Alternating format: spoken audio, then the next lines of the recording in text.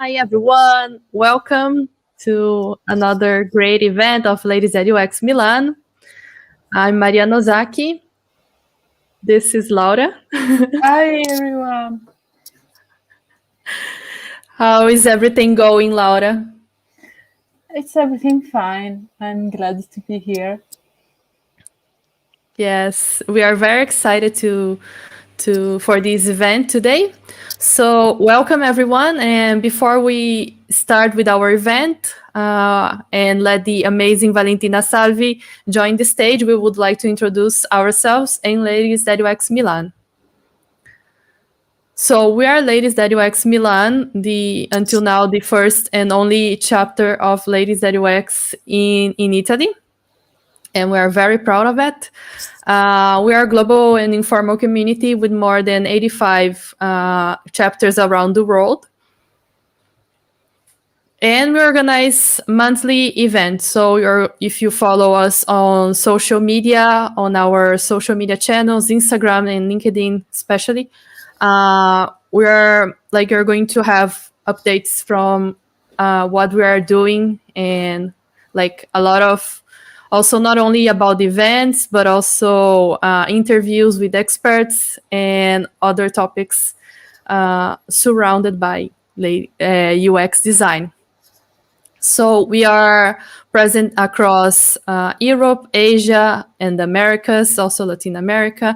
And as I said before, we are the first and until now the only chapter in Italy. My name is Maria Nozaki. I'm a service interaction designer and also one of the chapter leaders and also EMEA director at Ladies at UX. So please, if you want to open a new chapter in Italy, please let me know.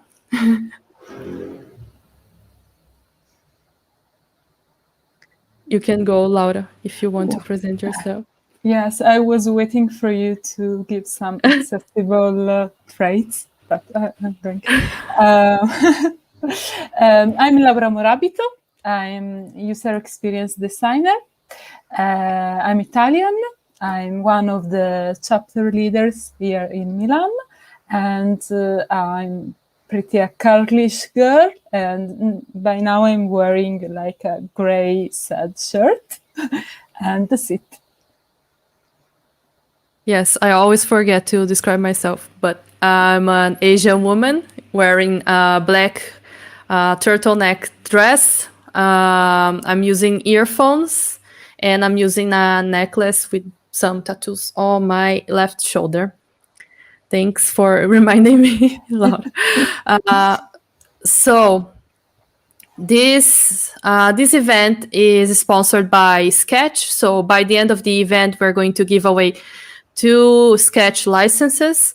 So to win a Sketch license, please fill the form with your name and email that we're going to write down on the comments for you to fill the form.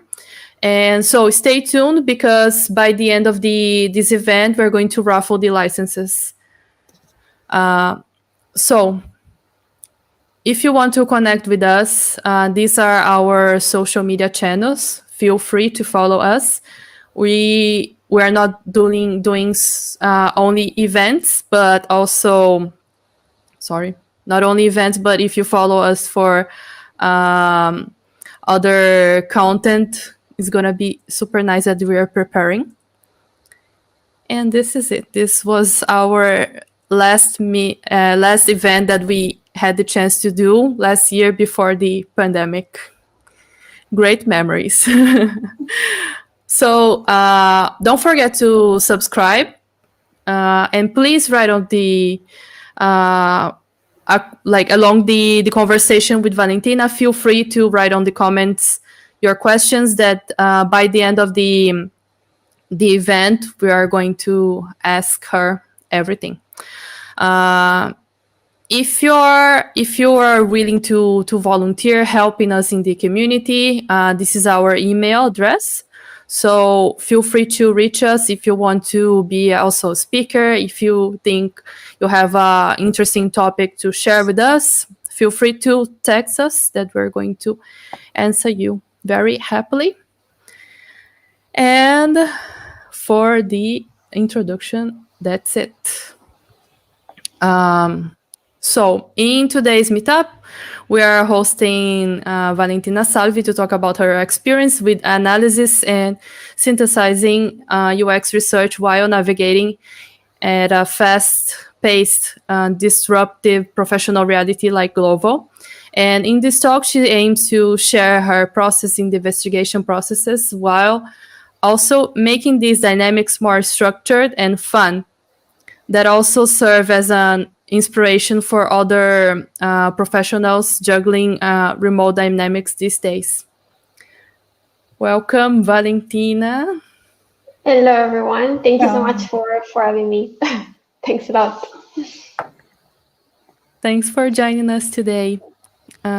So please don't forget to write it down in the comments, your questions, that Valentina will be answering your questions later. Okay, so welcome, and it's a pleasure to have you here. Thank you so much. Is yours now. Yes, so well, to begin with, let me give a kind of physical description of myself. So Valentina, I'm Italian, and well, I'm like a white woman with brown hair, kind of a little bit below my shoulders, brown eyes, wearing glasses today and headphones. And something a little bit more about me before diving deep into the topic of today. So I'm currently based in Barcelona. I moved around 5 months ago. Before, I was based in the Netherlands, where I've been living and working for around 4 years. And I'm a UX researcher in Glovo, as Mariana beautifully said, also with a background in service design.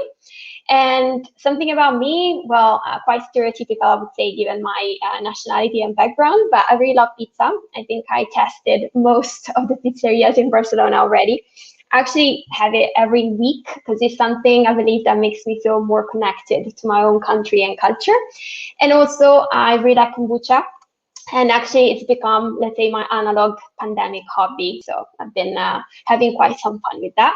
And my pronouns are she and her.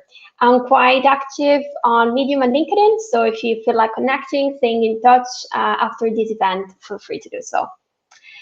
All right, so what is Glovo? So I believe some of you might already be pretty familiar about what Glovo is, but for the ones who are not, Glovo is the everything delivery app. So we deliver food, groceries, pharmacy items, we provide courier services, gifts from everywhere in the city. And why do we do what we do? So our vision is to give everyone easy access to anything in their city. And this basically translates in these values that you see on the right side. Values that we, as employees also we apply on a daily basis in everything we do. And also you will see, let's say, a connection as well to the framework that I'm gonna show today. So gas, good vibes, stay humble, care, and ownership. So why am I here today? What is it that we're going to talk about? So as introduced before by Mariana, we're going to talk about UX research. And in particular, as everyone that has been juggling some sort of research for the past year, any form of in-person research or hybrid research has been shifting to full remote dynamics due to the pandemic.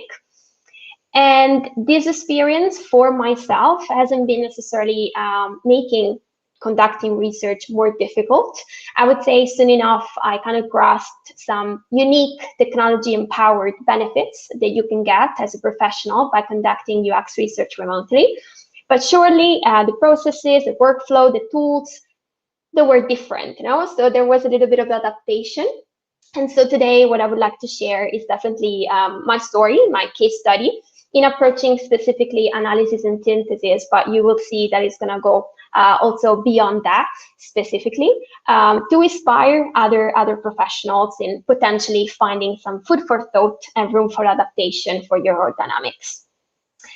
Before doing that, I just would like to share a little bit some foundation kind of ground concepts on UX research, really as a foundation for what is gonna come next, also in terms of terminology, so that we have like a common ground here. So what does a UX researcher do? So if we, let's say, look at a day in life of a UX researcher, or how usually the process unfolds, I would say there are like 4 phases. So a first phase, which is scoping. So basically creating a research plan for your project whenever like a business request comes in. And it's usually a phase where stakeholders are definitely a lot involved to help you understand what's the scope, what are any KPIs impacted by this project, any target group, a specific type of user that you want to involve, what's the problem statement, the research questions, and the research goal. So whenever this is clear, usually we capture this in a lean, quite concise artifact, which is a research plan. And also recruitment starts. And I have to say that in my team, within the customer cluster and in Glovo, we're lucky enough to have a UX research ops role, Lucas, our hero, that helps us really to get these processes of recruitment in our multi-market kind of environment in place pretty efficiently. And then we do phase 2, which is a study field, when you interact with your participants, where you apply different sets of methodologies to really have these conversations ongoing and gather your data. And usually, and this is something I do all the time, I conduct also some sort of pre-analysis as I go along with the study field, because it really helps me to digest the data as I go without having this kind of cognitive overload at the end of the study field. And phase 3, analysis and synthesis, so basically where you lay down the foundation of all your data, you structure them, and also you uncover patterns, and you synthesize all these patterns in one story that unifies user voices, and then you share back in stage 4 for dissemination. Of course, keeping in mind the potential media variations or possibilities for an effective, let's say, dissemination strategy within the environment that you are navigating. So today, as mentioned, we're going to focus on this specific part of the process, but you will see with some connections here and there with also the study field and the share back to the stage 4 of the process. So let's look at some kind of foundational definitions. So what is research analysis? How can we define that? So research analysis is essentially done to break down a topic or a concept, to inspect and understand the data so that patterns can be spotted for meaning. So analysis is really serving you as a researcher to structure the data in such a way that you can really easily, or as easily as possible, spot patterns for meaning. And what is research synthesis on the other end? So synthesis basically connects and combines data. Basically, it highlights these patterns so that you can tell a story and uncover deep, actionable insights, unifying users' voice. So it's definitely more around storytelling, connecting the dots. So to summarize, what are the benefits that I see in analysis and synthesis? So in my opinion, those are really key phases of the UX research process. And personally, as a researcher, they're the phases that I truly enjoy the most, because it's really when you start seeing and uncovering answers to the problem and to the research questions that you've been given in the first place. So there's always that aha moment or kind of wow factor that I really like within my daily job. But looking at overall the phase itself, I would say there are 3 key benefits. So distilling relevant study field outcome for dissemination. So I would look at analysis and synthesis really like 2 filters to really get to some nuggets, some insights that are truly relevant for your business problem and your investigation.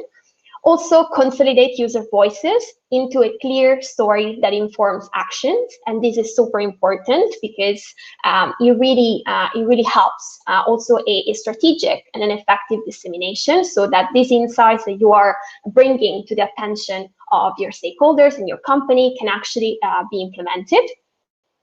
And also prioritization. No, it's really where recommendations get crafted, get prioritized, to really put potential future effort where it really matters.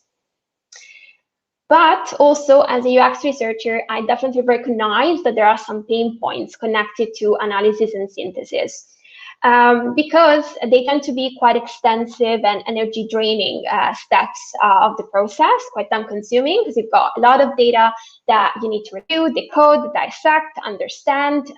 So it definitely takes a lot of energy out of your day. And also, you really need to find a realistic balance for your context when it comes to level of depth, detail, and also actionability.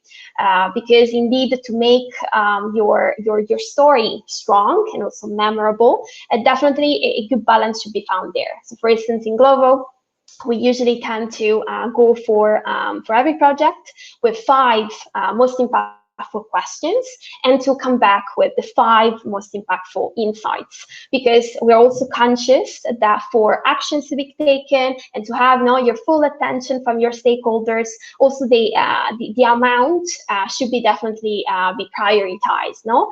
And then last main point, I would say, or something to be mindful of as a UX researcher, is also the prioritization. As I said, like I will repeat it, I think, many times throughout this presentation, how important that is, because as UX researchers, we tend to be at times, we tend to have this impulse or instinct to consider everything, because everything is important. Of course, we want to provide the highest amount of value as possible, but really prioritizing and also helping your stakeholders in spotting those areas that should require most attention in comparison to others is also part of our job and our value that we can provide. So how do we do it in Glovo? How do we conduct analysis and synthesis? So when I joined Glovo around 7 months ago, I think even less, I was coming from a service design background. So I was definitely used to, physical rooms, post-its, collaboration, this kind of co-creative aspect to it and approach.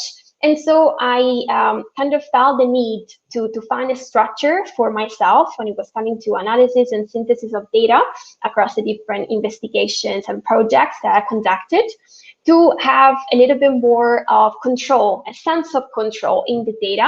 And I kind of service design a little bit my way to this approach. So today I'm going to show a little bit how I go from A to B whenever a new project comes in. And I have to say that this approach, this framework, which you will see pretty straightforward, is a combination of pragmatism, quality, and speed. At the beginning, I also mentioned GAS as one of our driving values.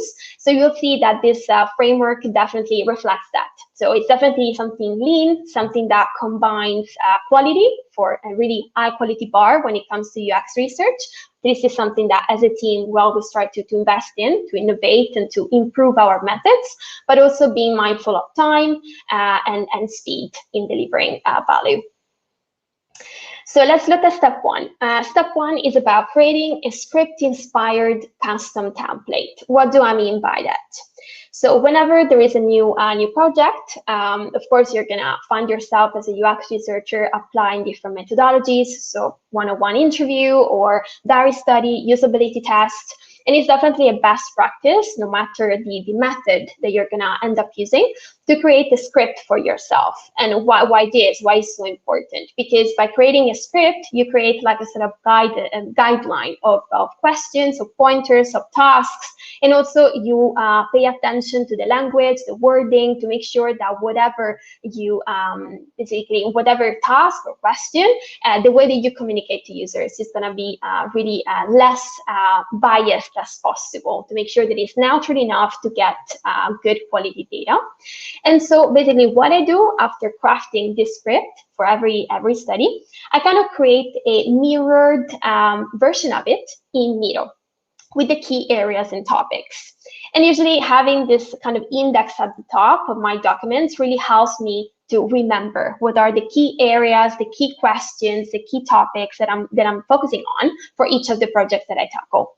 So let's look at an example. Let's say that I'm starting a new project. It's a usability test in terms of methodology, and I'm touching upon 3 areas. Maybe 10 minutes is going to be around onboarding, 10 minutes around the on screen, and 5 minutes about a specific feature, which is reordering.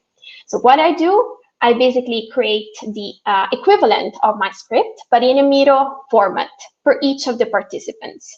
So there's going to be one area on the left around the onboarding, where, as you can see, all the questions laid out, the different tasks, and some post-its for me to fill in answers. Same goes for the home screen and then the reordering. And basically, this kind of Miro unit for each of the participants will be different depending on the type of project that you're pursuing. And so it's up to you, definitely, to kind of custom made depending on the outcome and the level of detail that you need to reach for success. So let's look at some examples and how this could look like depending on different scenarios. So let's say that you need this time to conduct a different type of study, applying one-on-one interviews. So there's going to be one section, as you can see on the left, concerning that part. So more attitudinal, where you're going to ask some questions to your users, potentially a section around the current experience, your list of questions, some empty post-its to fill in the answers, and then another part around the prototype experience, something that you're going to show them and that you would like to basically explore and go deeper on an attitudinal perspective. And then, as part of the same session, and this is something that actually happened to me quite a few times, you want to potentially shift the conversation more on generating something together with your users, like applying generative research. And potentially you want to create a journey together. And so this can also be the space for you to fill in together with the users at the same time as the kind of interview unfolds or the session unfolds. And whenever I do that, I kind of use this level of color coding. So at the top, for instance, in orange, I put like the main phases that the users mentioned. In yellow, in this case, they're like sub-steps of those phases. Green, the lights, positives. Red, they're like pain points or moments of friction. And then blue, ideas, suggestions that come from a user perspective. And also something that you might have noticed at the top of each of these kind of Miro units for participants, I put like this kind of banner at the top with some key information for me to frame at a glance key characteristics of that user that I should take into account when digesting, transcribing the data, and moving along till the synthesis. So, for instance, the participant name, or also whether that participant basically is part of a target group instead of another, so potentially a prime user or non-prime, and then the age. And this is another example, actually, that I took from a colleague of mine, Mariana, and her way of working. So we've been testing, of course, this framework multiple times. And Mariana, for instance, likes to add this additional level of granularity attached for each of those tasks or questions that she asks. So, for example, in a case of a usability testing with different tasks, she basically adds one label and one space for answer for herself to report whether the task was completed or not, and also to add any type of note around the different usability pillars, so communication, navigation, and interaction. Also, another interesting aspect is adding this potential bonus area at the end of your mini kind of Miro unit. And what is this bonus area? How can you leverage it as a UX researcher? You can leverage it in multiple ways. So depending also on your uniquenesses, and ways of working as a professional. But certainly you can leverage this area to capture either anything else, let's say, on top and aside from your primary scope that came back from the study, something unexpected that was not necessarily within the area that you were investigating, but that you still found worth it to mention and to report.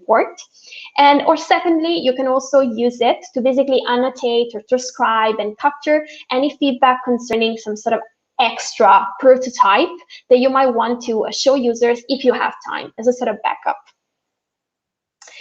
So essentially what you do, once you frame this Miro unit that well captures your script for that specific study, you just need to duplicate this Miro unit as many times as the number of participants that you're planning to interact with. So for instance, in this case, 6 participants. And what are some tips or kind of suggestions, let's say, that I can share from my side for this step?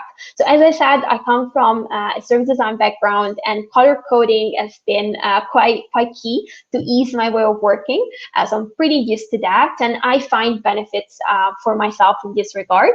But feel free, of course, to adopt these tips or suggestions I'm going to be sharing for any way that is most suitable to your way of working. No, so for instance, in case of color blindness, shapes can be looked at instead of colors.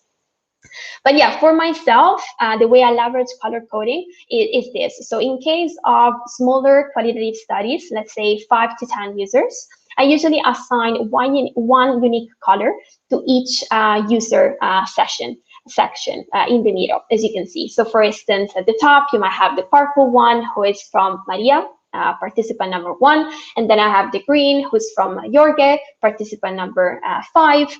And so this really helps me later whenever I'm synthesizing, decoding, dissecting the data, to really kind of put these post-its out and trace back any data to the original source, that specific context and conversation and part of the session. In case of other type of studies, a little bit more complex qualitatively, let's say multi-market research with 15 plus users, I assign one color per target group to make it a little bit more manageable for myself. So let's look at a practical example. So for example, recently I was conducting a validation of 3 design proposals. So as you can see in my small Miro unit per participant, I had like one area for the design proposal 1, one for design proposal 2, and the third one for design proposal 3. And then I had like one bigger post-it where I was annotating what kind of proposal users were enjoying to use the most and why, and a bonus area. I was conducting this research in 2 countries, so Spain and Ukraine, and I was also interacting with 2 target groups. So let's say Glovo customers and non-Glovo customers. So in this case, what I did, I basically picked like one color for Spain, and I used one darker gradient for Glovo customers, target group 1, lighter gradient for target group 2, and I did the same for Ukraine. So this was really handy, although it might come across as a minor detail, because as soon as I was opening my Miro board, which of course was full of plenty of other data, benchmarking, and different type of resources, I could definitely spot at a glance where certain type of data where certain type of sessions were. And so color was definitely helping me also later on when accessing this data and output after a few weeks or months, to really fully understand what was going on. So I would say definitely any energy or time that you can spend in laying the foundation of your own work is definitely well spent, because it's going to ease you later whenever you're going to manage this at the next stage, and also looking back at it after. And as I said, color works for me, but shapes and other tricks can work for other professionals. All right, so now that you created this foundation, this Miro framework, what's next? So step 2 is simply to fill in this template for each user session. And if you spend, let's say, enough time truly translating the script into the Miro and kind of strategically playing it and framing it accordingly, it's gonna really be a matter of filling in the blanks, and it's quite satisfying, I have to say. So if you're alone, imagining, let's say, the key and most typical scenarios, if you are alone, I would suggest for you as a UX researcher to fill in this template for each participant within the 30 minutes after the session. Why that? Because the session is still fresh in your mind. So you're going to be able to fill in automatically most of it, and to potentially rewatch just certain parts and snippets of the videos, but without the need to look in at them, rewatch them extensively. Just the parts that maybe are more complex or that trigger your attention, you want to re-listen, you want to rewatch, and so on. Second scenario, I would say, is when you are approaching a project collaboratively, so with other UX researchers. In this case, I would advise you to have this collaborator fill in the Miro simultaneously, so that you can definitely maximize time, and potentially you can switch roles. So in some interviews, one UX researcher can lead, the other takes notes, and the other way around. And last, if you're lucky to have like your stakeholders being involved in the study field actively and observing, definitely you can leverage this Miro as a debrief tool. So you're going to have ideally your stakeholders taking notes. And so this space, especially by booking, I don't know, 15, 20 minutes after each session, can really allow you to have a conversation, share these different notes, but also to capture, let's say, one accurate or most accurate version of the truth by unifying all these notes. And this is great because definitely more eyes, ears, and brains are better than one person's. So there's definitely a lot of value in sharing these perspectives.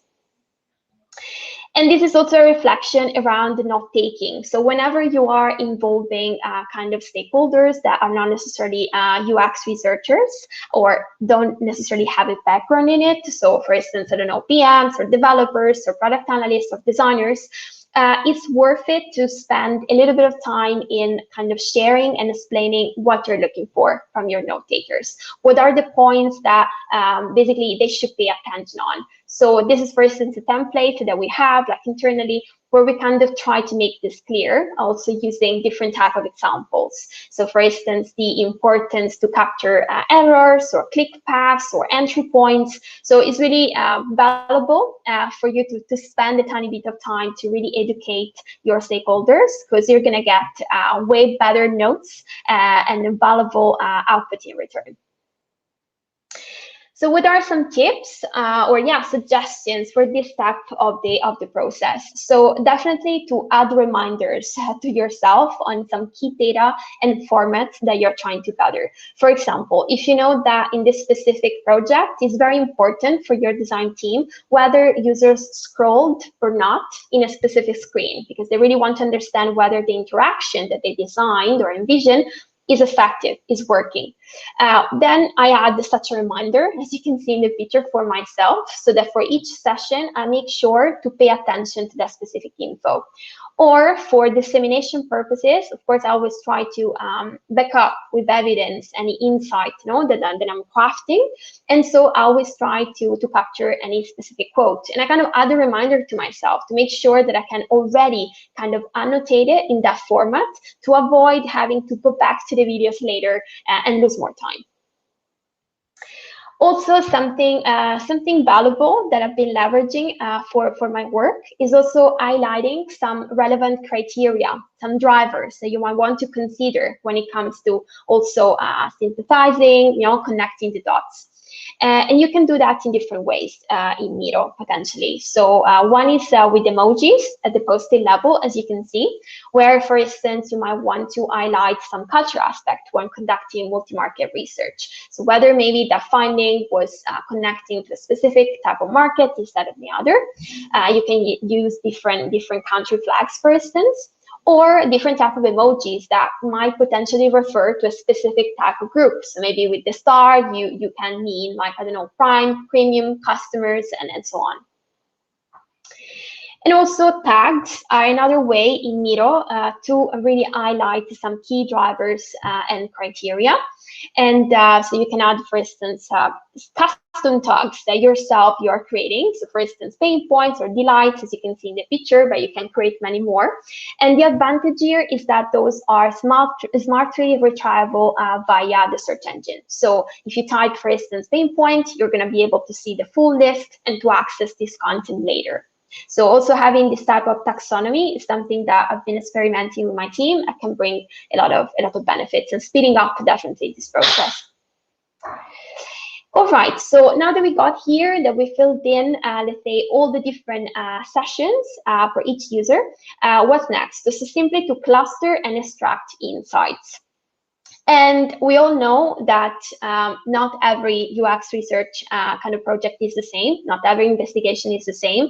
Sometimes you feel way more confident or let's say with a clearer understanding of what's going on in the data. In others, a little bit less. So it depends on the complexity of the study, but also on the frequency, in which you saw certain things happening in the data. Let's say that you had, let's say, low complex low complexity project with up to 5 research questions, and you saw, let's say, that specific type of data kind of coming back over and over, and you feel quite confident already with a pretty clear understanding of what's going on. What I do in this case of low complexity, I kind of scan through the different meters. So for instance, current app, like in this case, I scan that specific area for each of the participants. I have like my sketchbook handy, and I take notes on what I see, and I kind of try to capture patterns and so on. So by scanning through the Miro for each of those participants, having this quite systemic layout in place, it really helps me to better understand and decode the data. For higher complexity projects, which is definitely the most frequent scenario. So with more layered answers or multiple nuances to grasp, I usually take post-its out from each of these unit spaces per participant.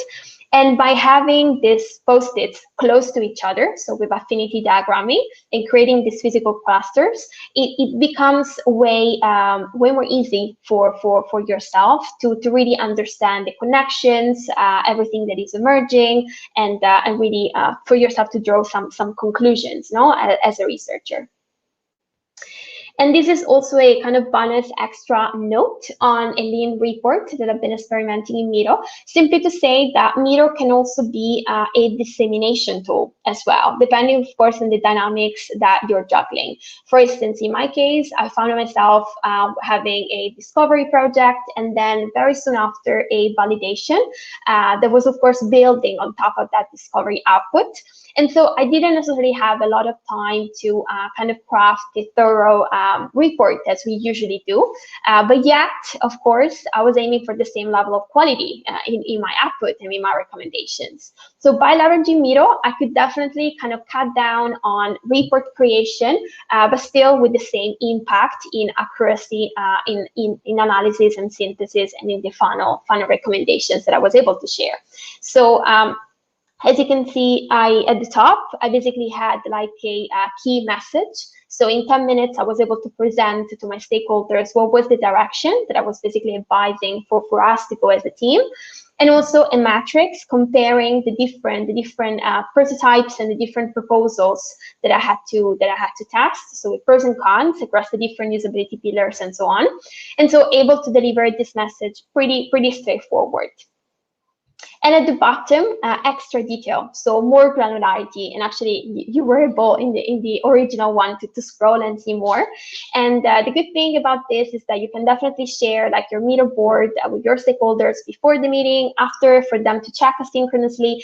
And this really helps for them to get pretty fast all the insights that they need.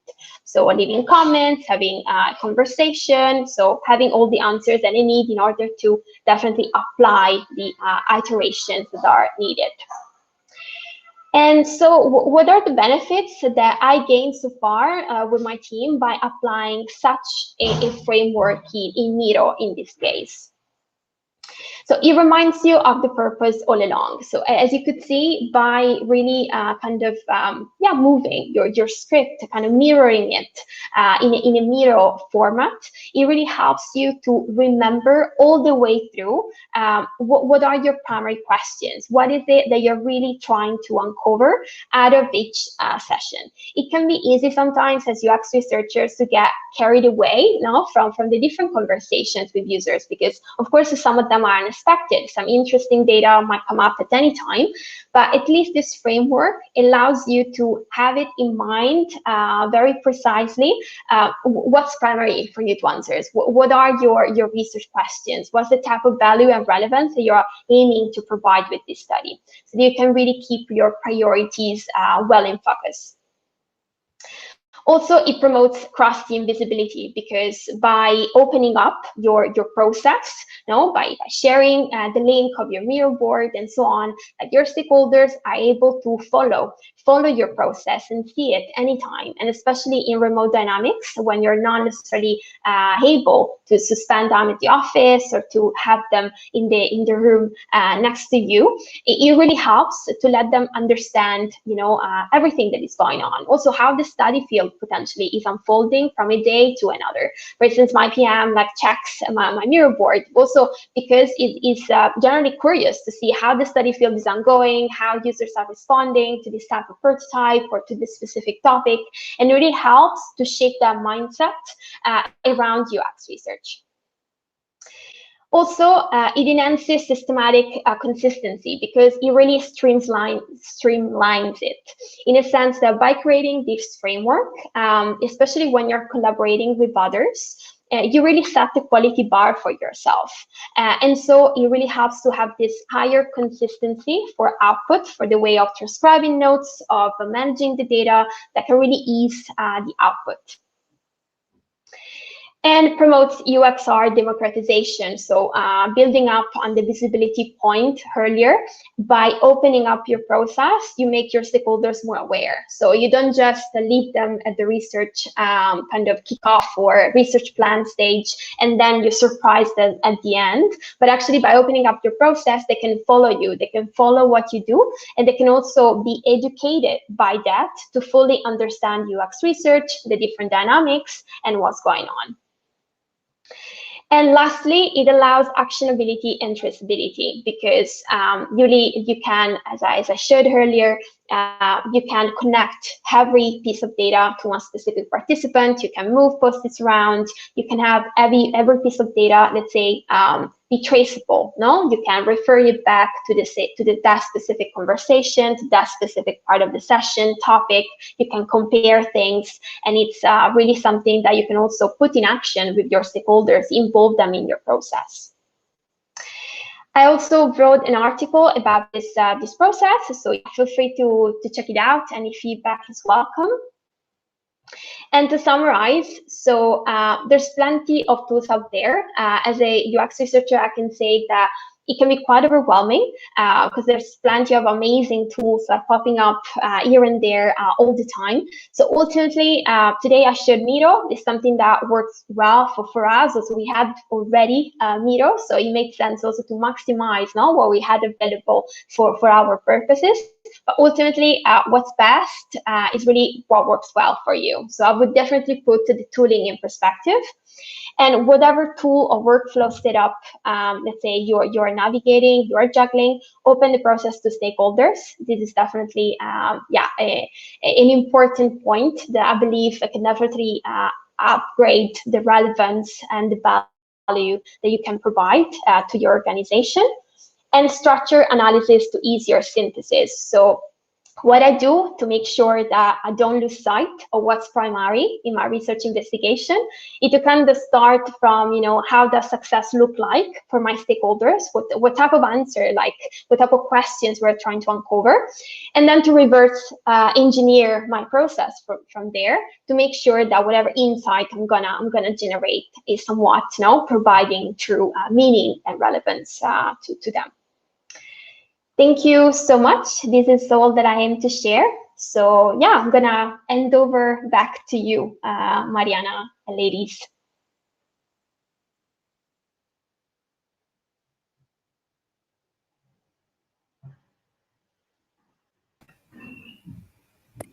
Sorry, my microphone was not on. I turned it off. Thank you so much, Valentina. It was amazing. We had a lot of insights. Also, I would like to introduce to everyone Maria, that she's joining us for this event. If you'd like to introduce yourself, Maria. Sure. Hi, everybody. Thank you so for joining. I'm Maria, and I'm a service designer based in Milan. So I'm wearing the kind of pink sweater and have kind of brown hair and brown eyes and eyelashes. Yeah. So let's go to the questions, shall we?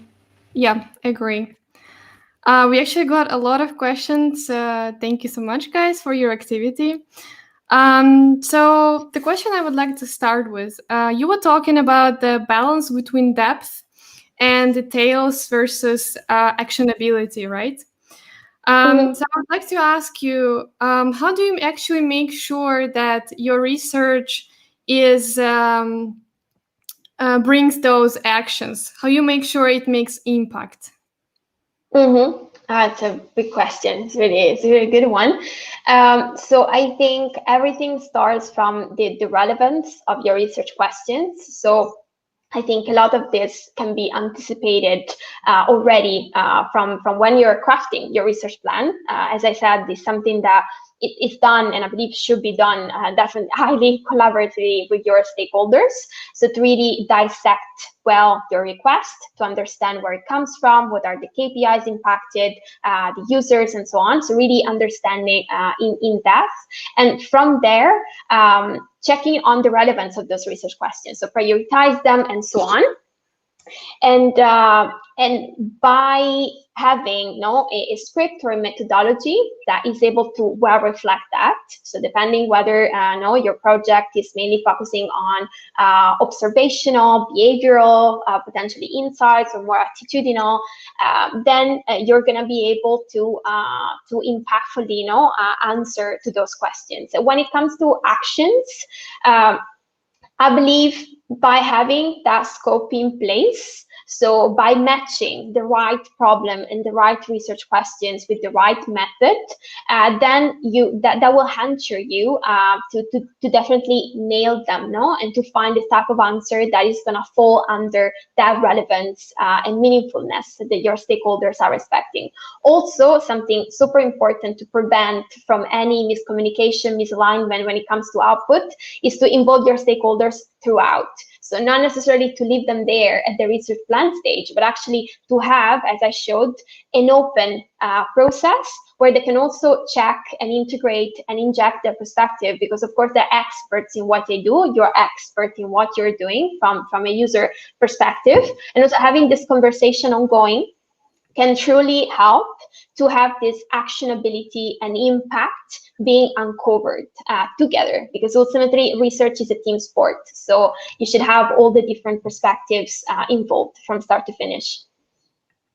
Cool. Thank you so much, Valentina, for your very, very detailed answer. So another question is from Irene. Okay. Actually, we got a question from Ekaterina. Sorry, it's on the screen. So Ekaterina is asking, how much time do you have for the analysis? It seems quite time-consuming. It depends. So it depends a little bit on the project. Like not all of them have the same scope. And there are some projects that potentially are focusing on one country. Some others are more like multi-market and wider type of projects. So it definitely depends on the scope. We usually have, for instance, like a prioritization meeting where we look at the different sizes of projects per quarter. So there's definitely some planning going on. But I would say it depends. Personally, if I look at most of the cases of the projects that I've been conducting so far, I tend to do a lot of this pre-analysis while the study field unfolds. And so basically my study field time or week usually coincides or overlaps heavily with the analysis that also I've been showing you, because I've been definitely using this Miro framework to transcribe in a lean way the key highlights of the aspects that are happening. And then I use, I would say, 2 days of full focus for deeper analysis, and also trying already to kind of synthesize, and then after kind of reporting and disseminating depending on the technique, and that also takes a little bit of time. I would say another couple of days. Also because it's really important in my view to kind of look at the data also in different days, not to do everything in one go and that's it, but actually it's super important to kind of let your data settling in, you change perspective, you focus on something else, and you get back and look at them on the day after or after a couple of days, because it's super important to have that, especially when you don't have a collaborator or someone that constantly is double checking with you. So to ensure or to at least facilitate that natural look, it's really important also to kind of take a break, go back on a different day and allowing you to do that. All right. So yeah, have a fresh eye, basically. Yeah, indeed.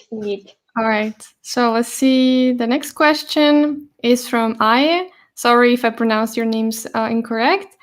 Do you find cultural differences while doing research in different countries?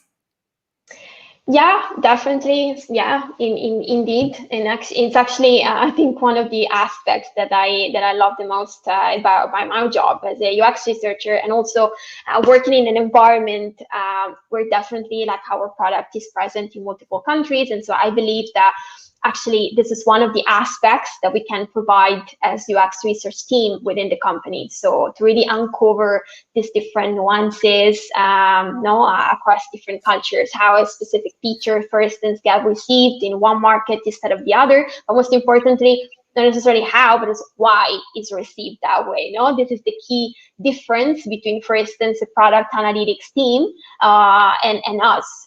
As UX researchers, we are able to uncover the why out of this response. And so this is something that we definitely do. Mm-hmm. Thank you. Tukche is asking, so for each research topic, you define 5 tasks and investigate the assumed pain point accordingly. In order to have the initial starting point, are you also conducting qualitative research?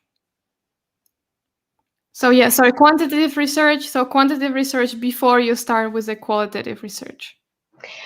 Okay, so well, sometimes, I mean, 5 tasks, at times they can be 5, at times they can be more. So I would say for us in Glovo, let's say the benchmark or the kind of guidance that we give to ourselves as UX researchers to make sure that also the project is manageable and the scope is not too big to deliver quality with speed.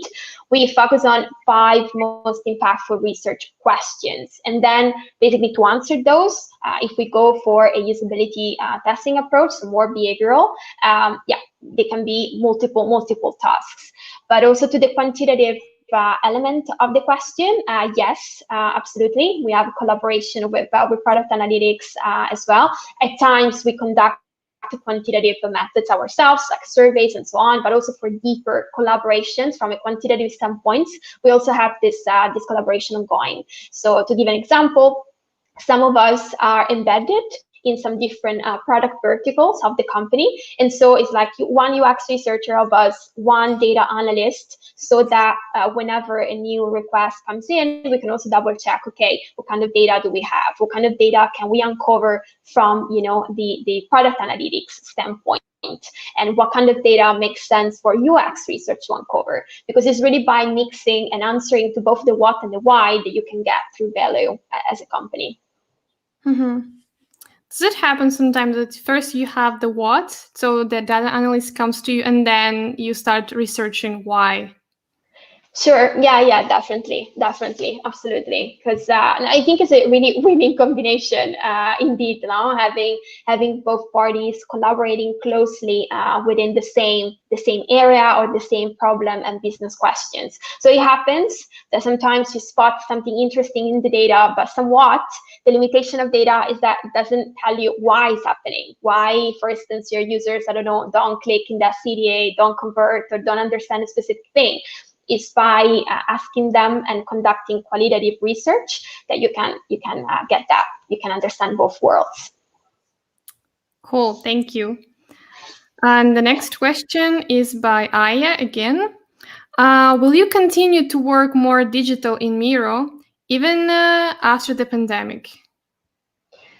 I sense so. I think so. I mean, of course, I don't know the answer, let's say 100% accuracy, but I think so. Because even if after the pandemic, I believe that at least in our regard, we might shift into an hybrid kind of setup. So with a mix of office and work from home and so on. I think it's something that I believe Miro or any other digital tool, everything is so upcoming and new tools are emerging all the time. But I think it really gives you that flexibility to potentially, work a bit at the office, work from home. And I think this flexible also way of working, even after the pandemic, I think is going to stay, at least a part of it or a component of it. So I think most certainly I'm going to keep on using digital tools for UX research. Yeah, that's great. I can definitely agree that Miro is a very powerful tool. Okay. I think it's also important to think that the advantage of using these online tools, like the virtual tools, is that you can also do this kind of interviews without going to the place, like traveling and spending a lot of time. So absolutely. You know, I think this is a great point. In general, I think around remote research as a broader topic, because you can definitely connect with way more users, overcoming this physical barriers of distance and time, and so accessing way more rapidly like a bigger pool, but also diversity, different countries, different cultures, and so on. So there's a lot of richness in there. And also if you look at cost, time, pollution, I think there's a lot of benefits in also this remote dynamics. That's for sure. All right. So next question is from Irene. What recommendations can you give in qualitative studies? I am referring to how you could structure the output so it is also consistent as usability studies. And thanks, Vale, for sharing your wisdom. Hello, Irene. All right, so let me reframe the question. So structure the output so it also consistent as usability studies. So I think in terms of structuring the output, when it comes to usability studies, I tend to focus a lot on the different usability pillars. So something that I do a lot when I craft, let's say, my output structure, my dissemination skeleton is definitely focusing on communication, interaction, navigation. This, I think, is the essence of any usability study. And so I really try to break down every task that I let users conduct in a usability test, for instance, across these three. So if you would check in my Miro, whenever I'm conducting a usability test, I always have these reminders for myself. So for each task, okay, so how did the user perceive the communication of this specific flow or screen, meaning where the pictures here, the copy, and so on, more the soft elements, was it clear, and so on. Interaction, so the kind of behavior with the different buttons, links, scrolling, navigation, the entry points, click paths, errors, and so forth.